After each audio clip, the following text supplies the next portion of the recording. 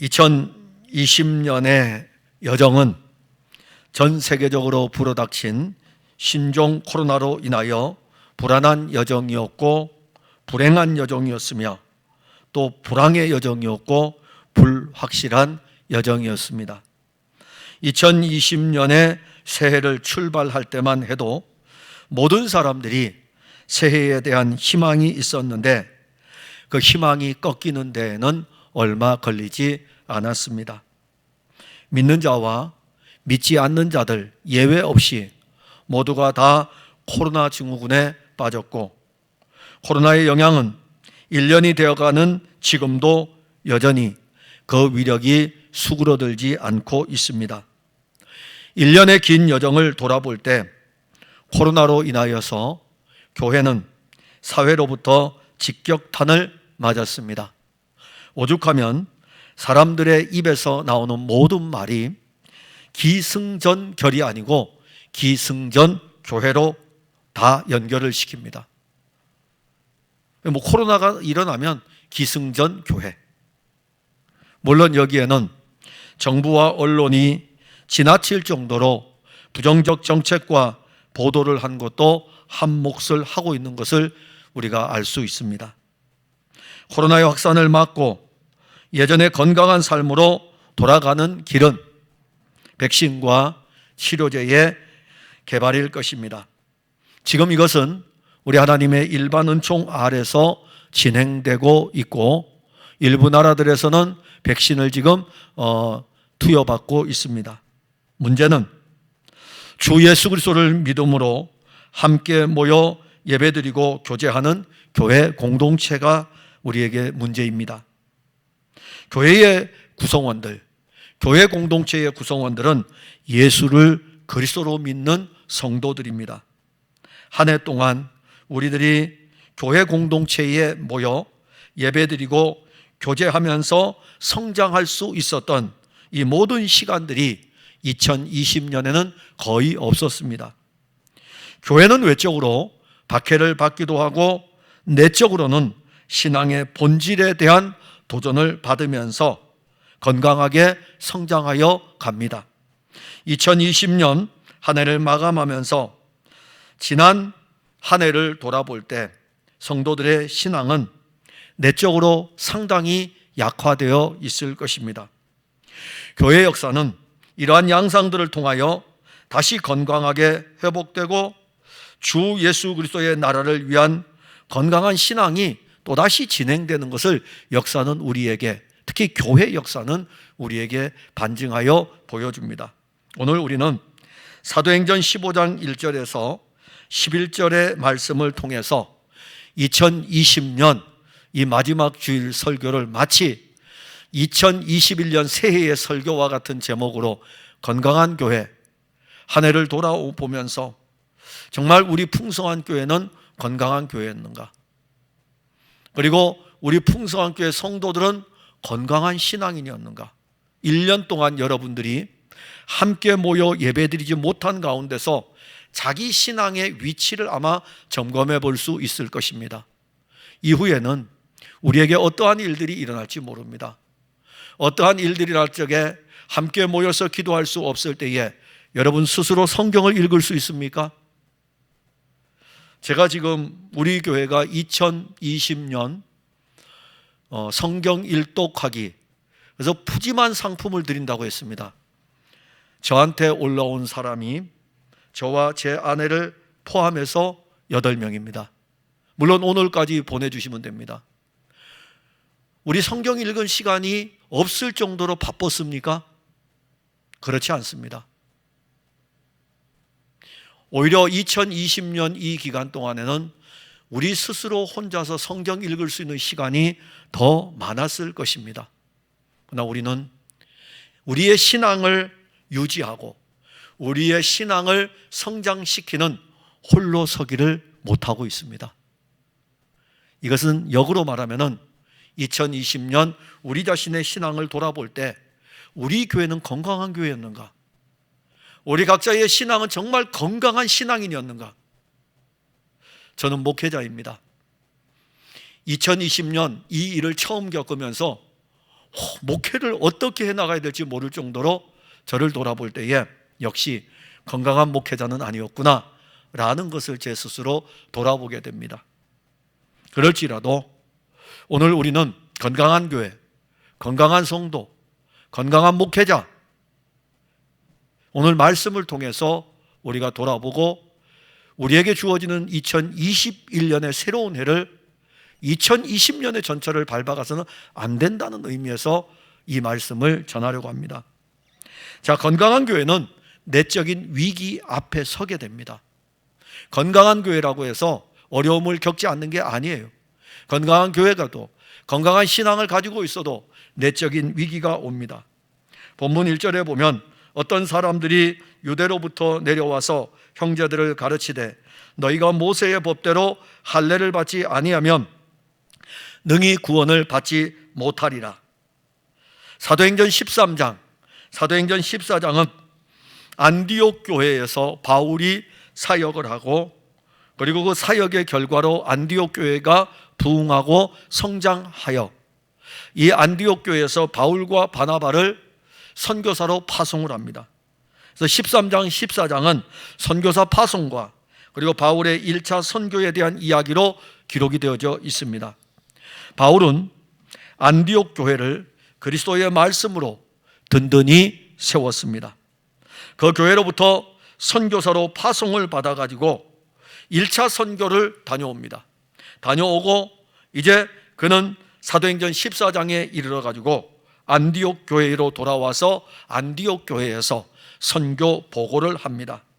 그때 이 바울이 안디옥 교회에서 선교 보고를 할 때 이렇게 증언합니다.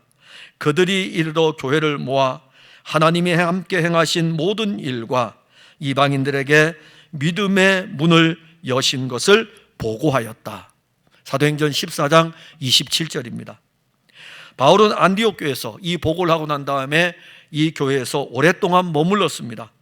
2차 선교를 가기 전까지 그 교회에 머물러 있었습니다. 그런데 오늘 본문 15장에 와서 바울과 바나바가 안디옥 교회에 머물고 있을 때에 유대로부터 온 형제들이 이런 이야기를 합니다. 안디옥 교회 성도들에게 모세의 법대로 할례를 받지 아니하면 능히 구원을 받지 못하리라. 이 이야기를 하는 겁니다. 교인들이, 안디옥 교회 성도들이 이 이야기를 들으면서 얼마나 놀랬겠습니까? 주 예수를 믿으면 구원을 얻는 줄 알았는데 유대로부터 온 그리스도인들이 하는 이야기입니다. 형제들이니까는 모세의 법대로 할례를 받지 아니하면 능히 구원을 받지 못한다. 이상한 복음을 전하는 것입니다. 지금까지 안디옥 교회는 바울의 가르침을 통하여 오직 주 예수를 믿음으로 구원에 이른다는 것을 알았고 그리고 그들은 그렇게 믿어왔는데 유대로부터 온 형제들이 주 예수를 믿는 것과 함께 할례도 받아야 구원을 받는다고 가르치니 교회가 얼마나 큰 혼란에 빠졌겠습니까? 이 문제는 안디옥 교회의 아주 중요한 문제가 되었습니다. 근데 이 문제가 얼마나 심각한지 오늘 본문 말씀을 보게 되면 바울과 바나바가 유대로부터 와서 이상한 복음을 전하는 사람들과 변론할 정도로 이 문제는 확산되어져 갑니다.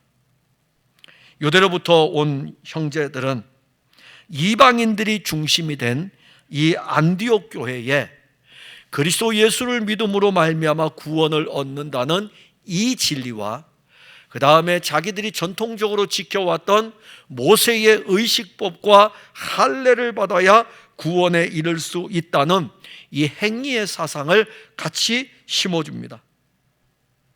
자, 그러면 이방인 교회의 중심인 이 안디옥 교회를 통해서 어떤 결과가 벌어질까요?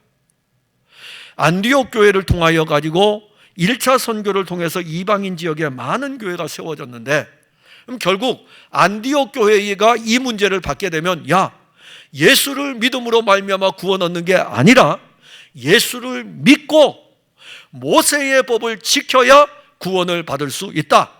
예수를 믿고 할례를 받아야 구원을 얻을 수 있다라고 하는 것이 안디옥 교회에서 그렇게 이야기해. 그럼 어디 교회에 영향을 끼칠까요? 주변에 있는 모든 교회들에게 영향을 끼칠 수 있습니다. 그래서 유대로부터 오는 형제들이 안디옥 교회를 타켓으로 삼아가지고 이 안디옥 교회에서 이상한 것들을 가르칩니다. 그들의 행위를 그대로 내버려 두면은 교회는 예수 그리스도를 믿음으로 구원을 받는 이 복음에 대하여 엄청난 도전을 받게 되는 것입니다. 유대로부터 온 사람들이 가르치는 의식법과 할례는 복음이 아닙니다. 가짜예요. 다른 복음입니다. 안디옥 교회 안에서 이러한 내적 도전은 그리스도의 생명을 잃을 수 있는 중대한 영적인 위기입니다. 그러기에 바울과 바나바는 이들의 궤변에 대해서 오늘 본문 2절에도 증거되어지고 있듯이 다투기도 하고 변론하면서 주 예수 그리스도의 복음을 지켰습니다. 그래서 결국 안디옥 교회는 이 문제를 해결하려면 사도들이 있는 그리스도 예수와 함께 있을 때에 3년 6개월 동안 그리스도와 함께 다녔던 그 사도들이 있는 예루살렘 교회로 이 문제를 해결하기 위해서 이 문제를 가지고 가게 합니다. 그리고 그 예루살렘 교회의 결정을 듣기로 합니다. 예루살렘에 온 바울과 바나바는 안디옥 교회의 대표입니다. 그리고 몇 명의 형제들이 같이 왔습니다. 와가지고 예루살렘 교회에서 예수 그리스도의 은혜를 함께 나눕니다. 그런데 그 은혜를 나눈 중에 오늘 본문 5절에 바리새파 중에 어떤 믿는 사람들이 일어나 말하되 이방인에게 할례를 행하고 모세의 율법을 지키라 명하는 것이 마땅하다 하니라. 자, 이제 우리는 어떤 문제를 봅니까? 이게 지금 안디옥 교회 안에 있는 문제만이 아닌 것을 알 수가 있습니다. 안디옥 유대로부터 온 형제들이 안디옥 교회에 이 사상을 심었고, 그래서 바울과 바나바가 이들과 변론하고 다투기도 하면서 안디옥 교회로부터 파송을 받아가지고 예루살렘 교회의 이 문제를 질의하기 위해서 왔는데, 예루살렘 교회에 와서 주 예수 그리스도의 은혜를 전하는데 한 사람이 듣고 있다가 딱 일어나가지고 바리새파 사람, 이 사람 예수 믿는 사람입니다.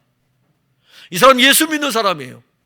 예수 믿는 바리새파 사람, 바리새파 중에서 그리스도 예수를 믿는 사람 한 사람이 딱 일어나가지고 하는 이야기가 이방인에게 할례를 행해야 된다, 모세의 율법을 지키라고 명하는 것이 당연하다, 마땅하다, 그래야 구원을 받을 수 있다라고 하는 이 문제가 지금 대두가 된 것입니다. 이것은 교회에 지금 들어있는 예루살렘 교회, 안디옥 교회 문제죠.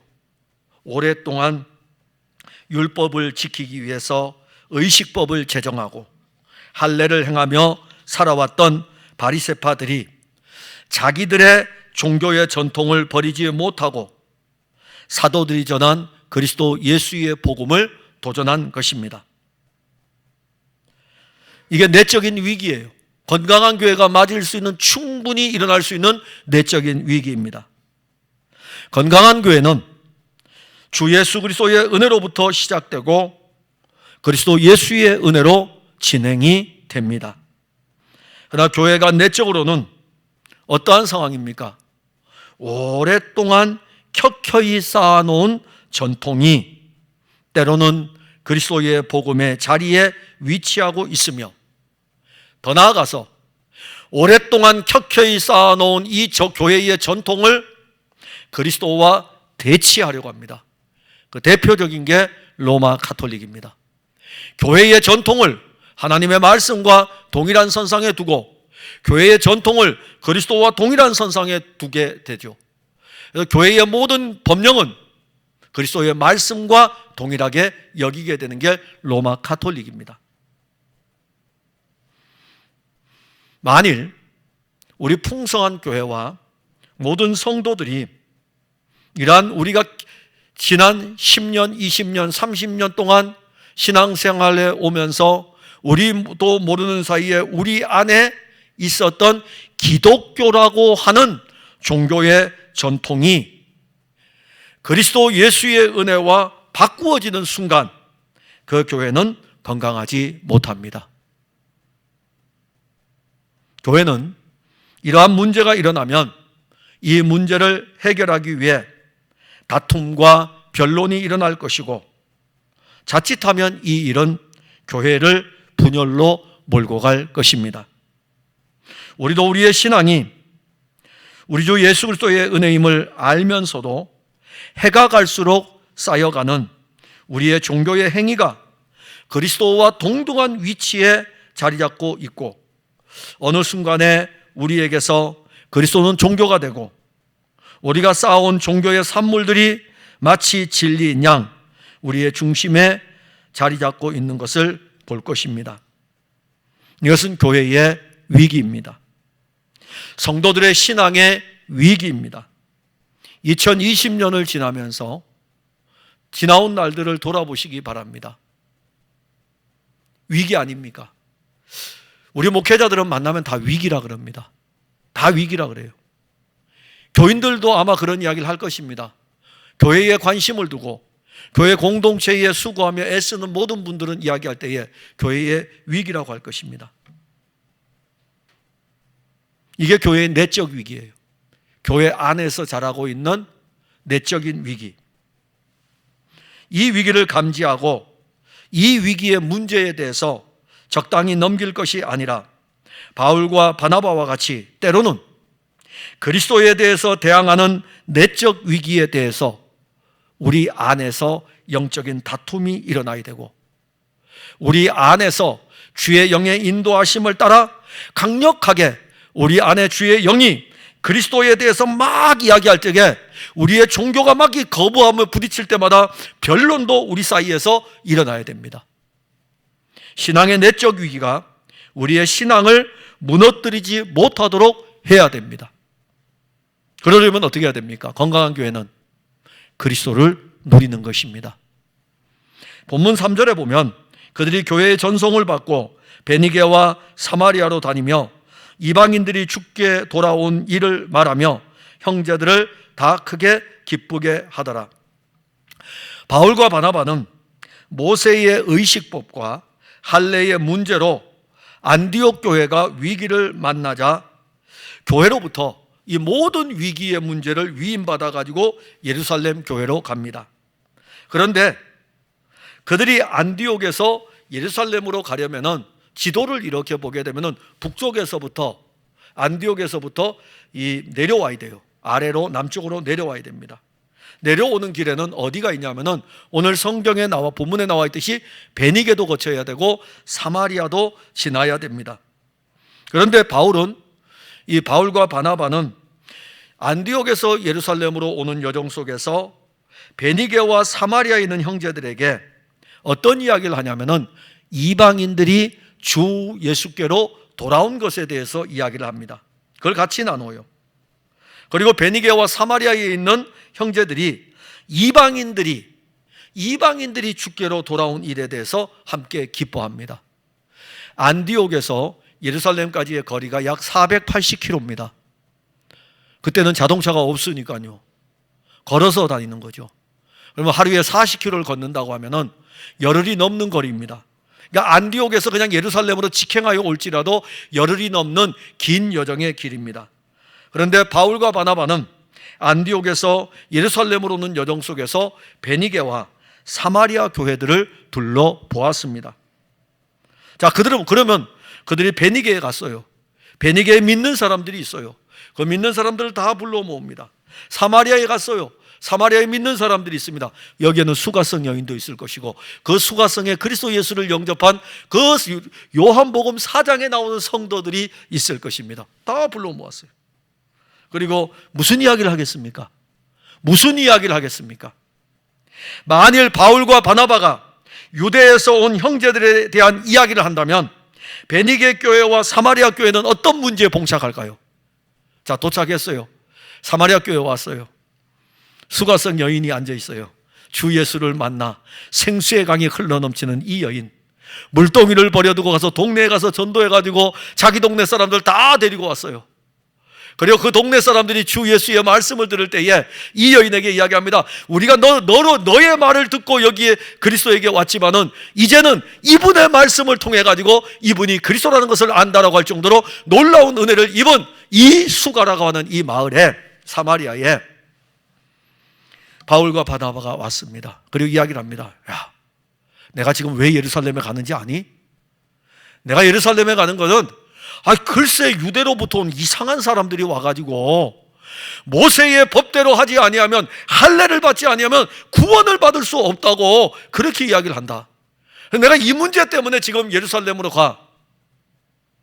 그러면 사마리아 교회 성도들이 주 예수를 믿음으로 말미암아 구원 얻는 거 아니에요?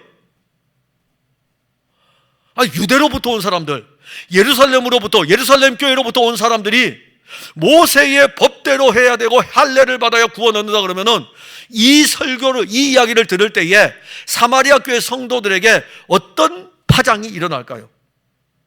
그럼 사마리아 교회도 내적으로 어려움을 만나게 되겠죠. 베니게 교회도 마찬가지입니다. 바울과 바나바는 베니게 교회와 사마리아 교회에서 다른 이야기 안 했어요. 그 이야기 전혀 안 합니다. 왜냐하면 이 이야기 할 필요가 없어요. 이 이야기는 예루살렘에 가서 예루살렘에 있는 사도들하고 단판을 지어야 될 문제이기 때문에 굳이 교회에 이야기할 필요가 없는 것입니다. 무슨 이야기를 합니까? 1차 선교를 다녀온 곳에 대해서 이야기합니다. 그래서 많은 이방인들이 그리스도에게로 돌아왔습니다, 이야기를 하는 거예요. 이게 바울과 바나바의 선교 무용담입니까? 만일 베니게 교회와 사마리아 교회가 바울과 바나바로부터 선교 무용담을 들었다면 기뻐하겠습니까? 인간은 어떤 본성을 가지고 있는지 압니까? 타락한 본성 가운데 하나가 선악을 알게 하는 나무의 열매를 따먹는 거예요. 누가 따먹어야 됩니까? 우리 장로님들 따먹으면 제가 시샘합니다. 제가 따먹으면 장로님들이 저를 시샘해요. 내가 따먹어야 돼요. 이게 인간이에요. 아담이 따먹어야 되고 하와가 먹어야 돼요. 그게 탐욕입니다.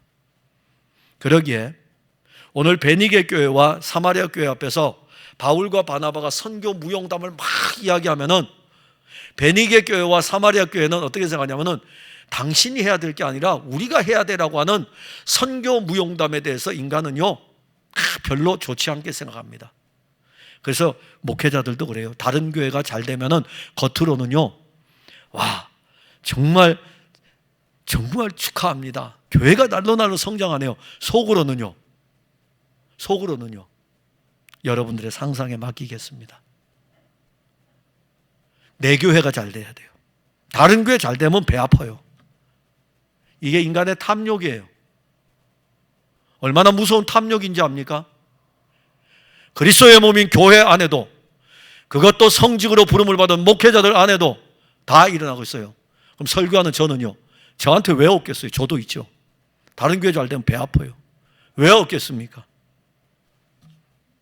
제가 어디 가서 목회자들 만났을 때 우리 교회 이래서 잘 됩니다라고 하면 와 그래요 라고 하면서 뒤로는 저 자랑하는 거 봐, 교만이 넘쳐. 이게 우리의 타락한 본성 아닙니까? 바울과 바나바가 베니게 교회와 사마리아 교회에서 1차 선교에 대한 선교 무용담을 했다면 베니게 교회와 사마리아 교회가 기뻐하겠습니까? 그들이 기뻐한 것은 이방인들이 주께로 돌아온 일입니다. 베니게 교회와 사마리아 교회는 바울과 바나바가 예루살렘 교회를 향하여 가는 여정의 중간 지점, 기착지입니다. 그럼에도 불구하고 바울과 바나바는 베니게 교회와 사마리아 교회 성도들과 함께 주 예수 그리스도를 나누었습니다. 주 예수 그리스도의 복음은 구브로에게도 전해졌고, 비시디아 안디옥에도 전해졌고, 이고니온에도 전해졌고, 루스드라에도 전해져서 많은 영혼들이 구원의 은혜를 입었습니다. 이처럼 주 예수 그리스도의 복음은 생명이었어요. 복음을 전혀 알지 못하는 사람들에게 비시디아 안디옥에 가서 복음을 전하니 그들 중에 믿는 사람들이 있고, 루스드라에 가서 복음을 전하니 그들 가운데 믿는 사람들이 있고, 그리스도 예수를 전하니 생명의 복음이 그들 가운데 나타났고, 이 생명의 복음은 그들로 하여금 그리스도 예수에게로 나오게 했습니다. 건강한 교회가 되려면 함께 교제할 때에 주 예수 그리스도를 나누어야 됩니다. 각 사람들마다 그리스도 예수를 누려야 합니다. 요즘은 모이지를 못하지만 코로나 이전에 성도들이 모이면 무슨 이야기를 합니까? 정치 이야기. 남자들은 정치 이야기를 많이 하죠. 서로의 편에 서가지고 많이 합니다. 아내와 남편이 만나면은, 야, 우리 집을 사야 되는데 요즘 집값이 너무 올랐어. 주택에 대해서 이야기를 합니다.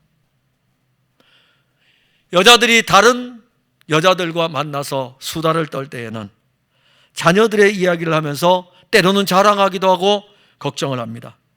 어디 그것뿐입니까?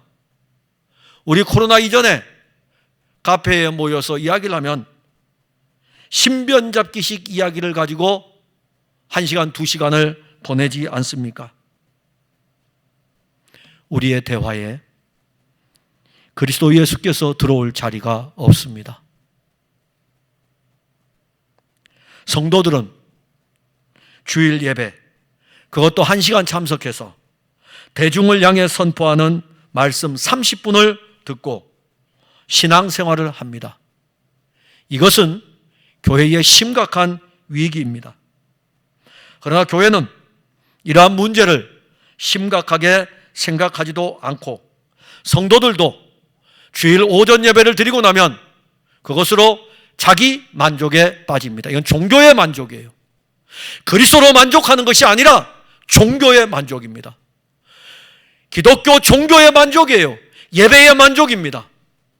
말씀이 생명으로 역사하지 않고 그 말씀이 그리스도의 말씀으로 우리의 영을 살리는 그런 놀라운 역사가 아니라 1시간 예배 시간에 와서 앉아서 예배드리는 이곳에 대한 만족일 뿐입니다. 우리가 그리스도를 누리지 못하면 우리의 영적인 상태는 서서히 굶주려 갈 것입니다. 그리고 나중에는 영적인 상태는 아사 상태로 갈 것입니다. 저는 이 성경을 읽으면서 목회자적 관점에서도 많이 봐요. 그러다 보니까는 예를 들어 가지고 데살로니가 교회라든가 이런 복음이 들어간 지 3주밖에 안 됐는데 거기에 교회가 세워지고 바울이 박해를 받아가지고 밤에 몰래 도망을 갈 수밖에 없는 그런 상황에서 그 교회는 누가 책임을 져야 됩니까? 여러분들처럼 30년 동안 예수 믿었으면 참 좋았을 텐데, 30년 동안 예수 믿었기 때문에 우리 오늘 앞에 있는 우리 장로님들 한 분씩, 장로님 데살로니가 교회가 이런 위기니까는 맡아주세요, 이렇게 하면 좋을 텐데, 교회 다닌 지 얼마 안 되고 복음 받은 지 얼마 안 됐는데 그들 중에 사람을 세워가지고 지도자로 세워가지고 성도들을 돌보게 하니 그래도 된다 이겁니다. 왜 됩니까?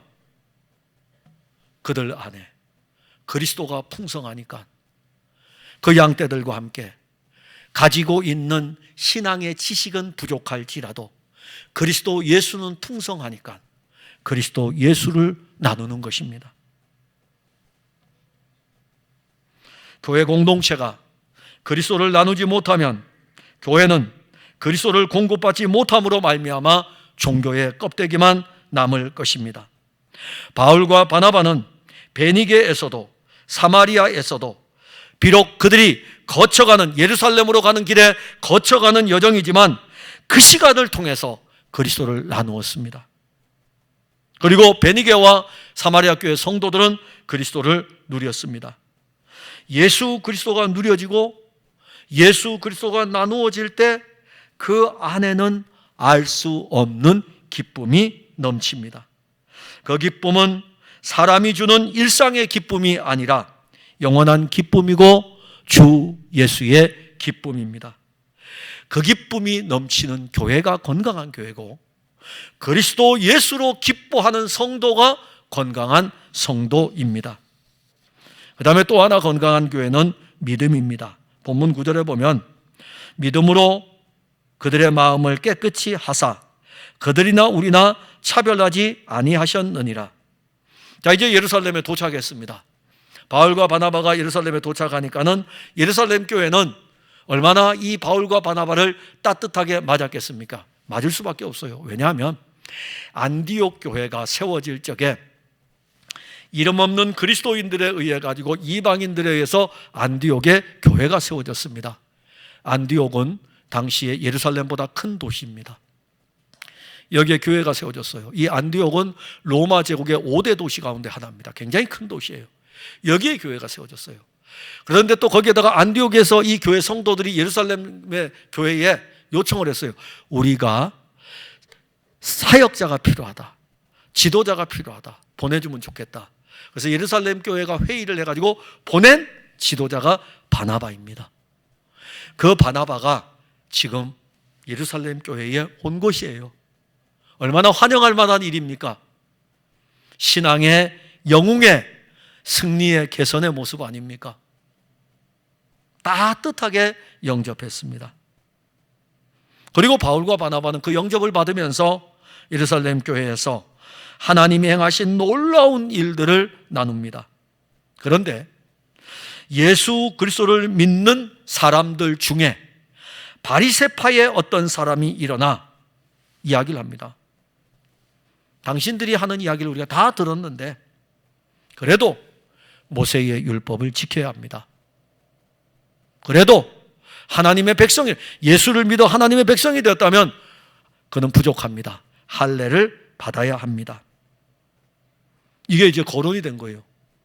그래서 오늘 본문에 보게 되면은 오랫동안 이 문제 가지고 변론을 하게 됩니다. 막 교회 안에서 이 문제 가지고 이것이 맞냐, 바리새파가 하는 이야기가 맞냐, 바울과 바나바가 하는 이야기가 맞냐 하면서 막 변론이 일어납니다. 다 듣고 난 다음에 베드로가 일어나 이야기를 합니다. 어떤 이야기입니까?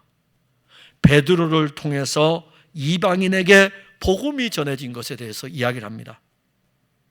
그래서 사도행전을 보게 되면 하나님의 성령은, 주의 영은 참 놀랍도록 성경을 이렇게 기록하고 가고 있다라는 것을 우리가 보는데 그게 어떤 장면입니까? 사도행전 10장에 고넬료에게 이루어진 구원입니다. 근데 그 고넬료에게 이루어지는 구원에 보게 되면 거기에 누가 개입을 하냐면 주의 영이 개입을 해요. 주의 영이 개입을 해가지고 서로 떨어져 있는 고넬료와 베드로에게 주의 영이 역사합니다. 주의 영이 역사하여 가지고 사도행전 10장에서 베드로는 고넬료의 집에 가게 되고 고넬료에게 복음을 전합니다. 그때 베드로는 그랬어요. 나 안 갑니다. 저 이방인들은 부정한 자들입니다. 결코 나는 그들에게 안 갑니다. 라고 했을 때 환상 가운데 주의 영이 보여준 그 환상을 통하여 가지고 가서 잡아먹으라 이겁니다. 복음으로 그들을 잡아먹으라 이거예요. 복음으로 그들을 붙들라 이겁니다. 복음으로 그들을 끌어오라 이겁니다. 그래서 베드로가 갔어요. 그랬더니 이미 고넬료의 집은 준비가 되어져 있습니다. 그리고 사도행전 10장 44절 45절에 베드로가 이 말을 할 때에 성령이 말씀을 듣는 모든 사람에게 내려오시니 베드로와 함께 온 할례 받은 신자들이 이방인들에게도 성령 부어주심으로 말미암아 놀랐다 이렇게 말합니다. 유대인들은 지금까지 그들은 이렇게 생각했어요. 우리 유대인들에게만 성령이 부어졌다 이렇게 생각했는데 지금 고넬료의 집에 성령이 임하니까 이방인들에게도 성령이 부어진다. 이것 때문에 놀란 거예요. 성령이 부어지는 것 때문에 놀란 게 아니라 이방인에게도 성령이, 우리와 똑같은 성령이 부어지고 있는 것에 그들이 놀라는 것입니다. 그리고 그 앞에 보면 사도행전 10장 34절부터 43절까지는 어떤 내용이냐면 베드로가 고넬료의 집에서 설교하는 내용입니다. 그 설교의 내용을 제가 시간상 다 말씀 못 드리고 읽어보시기 바랍니다. 사도행전 10장 34절부터 43절까지 설교의 내용의 중심은 예수 그리스도입니다. 보세요. 매절마다 그리스도 예수가 증거되어지고 있습니다. 그리고 난 다음에 그리스도 예수가 증거되어질 적에 성령의 역사가 일어났습니다. 떨어질 수 없어요. 교회에서 정치 이야기하면 성령의 역사 절대로 안 일어납니다. 교회에서 신변 잡기 이야기하면 성령의 역사 절대로 안 일어납니다. 교회에서 세상의 축복 이야기하면 성령의 역사 절대로 안 일어납니다. 교회에서 그리스도 예수가 증거되어질 적에 그 말씀을 듣는 자들 가운데 주 예수의 말씀을 붙들고 일하시는 분이 성령이십니다. 그래서 교회는 성령이 기뻐하시는 일, 성령이 일하시는 그리스도 예수를 전하는 것입니다. 사도행전 15장에서 베드로는 이 일을 알고 있기에 다 겪었잖아요. 사도행전 10장에서 이미 겪어왔으니까. 그리고 예루살렘 교회에 와서 고넬료 전도하고 고넬료 가족들 다 예수 믿게 하고 이제 왔어요. 와가지고 이제 시간이 흘렀죠. 예루살렘 교회에 있었어요. 그런데 이 사건이 터질 줄 누가 알았겠어요? 그래서 베드로가 막 손들고 그래서 여러분 하고서 이야기하는 거예요. 내가 얼마 전에 이방인 고넬료의 집에 가서 주 예수 그리스도의 복음을 전했습니다. 그때에 성령이 임하였습니다. 왜냐하면 옆에 같이 갔던 형제들이 있었기 때문에 다 알아요.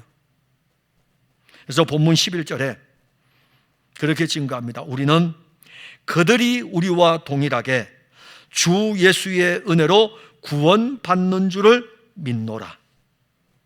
성령으로 말미암아 믿음으로 구원을 얻는 데에는 차별이 없습니다. 주 예수를 믿어 구원에 이르는 것은 유대인만의 특권이 아닙니다.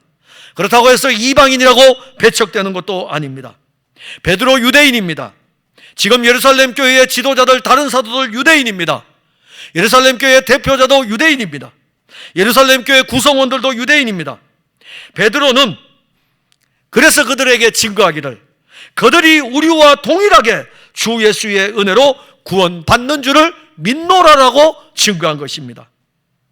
베드로는 예수의 은혜로 구원받았습니다. 다른 사도들도 주 예수의 은혜로 말미암아 구원을 받았습니다. 유대인들도 예수를 그리스도로 믿음으로 구원을 받았습니다. 그런데 예루살렘 교회에서 안디옥 교회에 간 어떤 사람들이 주 예수를 믿어도 모세의 법대로 할례를 받지 아니하면 구원을 받을 수 없다고 하고 있으니 이것이 가짜 복음이 아닙니까?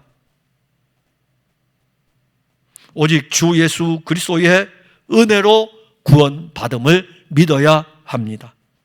로마서 10장 13절에 누구든지 주의 이름을 부르는 자는 구원을 받으리라. 우리 모두는 예수를 그리스도로 믿음으로 말미암아 구원을 받은 사람들입니다. 누구도 이 놀라운 은혜의 복음을 훼손할 수 없습니다. 정치와 권력도 재물도 명예도 우리가 받은 구원을 훼손할 수 없습니다. 교회의 어떠한 의식법도 우리가 받은 이 놀라운 구원의 은혜를 훼손할 수 없습니다. 다른 복음은 없습니다.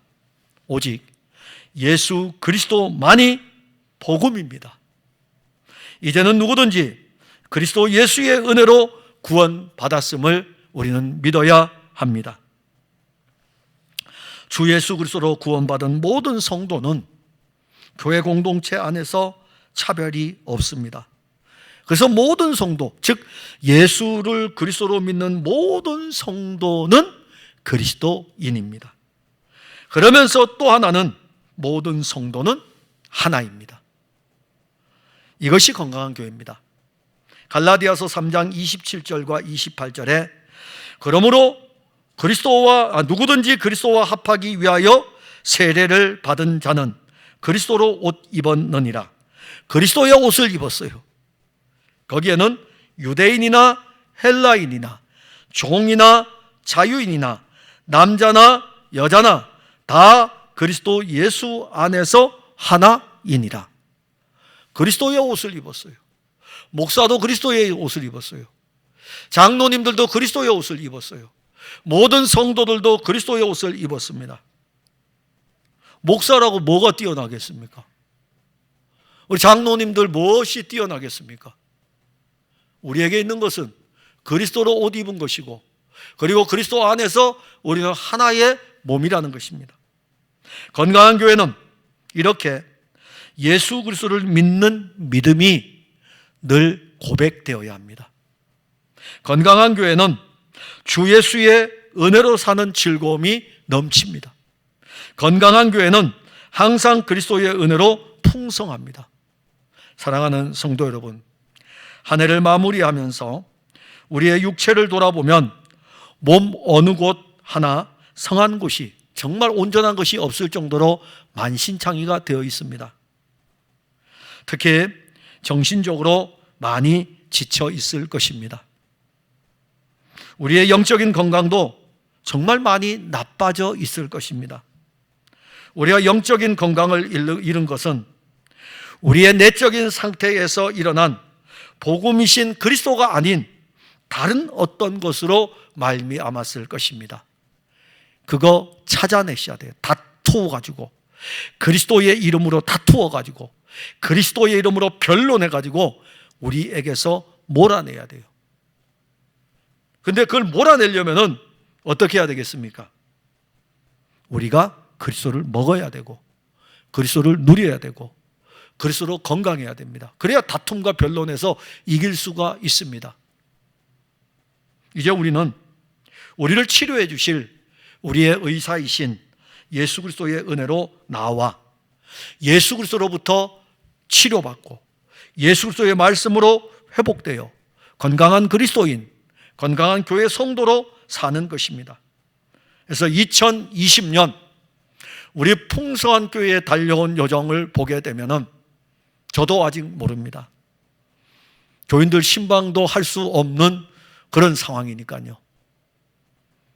그러나 우리에게 이 신종 코로나 사태가 다 끝난 뒤에 우리 서로 또 주 안에서 대면하고 교제하고 교통하고 그리스도를 나눌 때에 여러분들의 신앙이 그리스도로 말미암아 치유가 되고 회복이 되고 건강한 신앙의 모습으로 우리가 그리스도의 영으로 연결된 교회 공동체의 일들을 함께 이루어가는 것입니다.